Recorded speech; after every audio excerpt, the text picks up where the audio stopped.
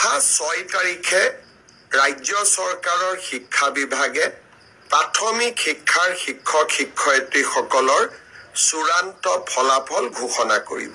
অৰ্থাৎ আজি এই ঘোষণা কৰাৰ প্ৰক্ৰিয়া সমাপ্ত হ'ব।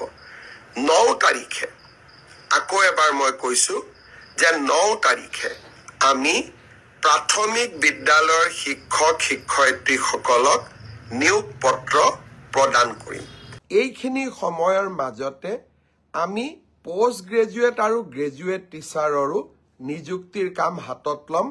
আপোনালোকে দিয়া অপশ্যন অনুসৰি আপোনালোকক যাতে আমি নিযুক্তি দিব পাৰো তাৰ বাবে শিক্ষা বিভাগে ইতিমধ্যে কাম হাতত লৈছে। মই খুব সোনকালে আপোনালোকক নিযুক্তিৰ তাৰিখটো জনাম।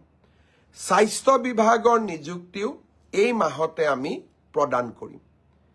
চাহ বাগিচাৰ সমাজখনৰ বাবে আমি 3% এইবাৰ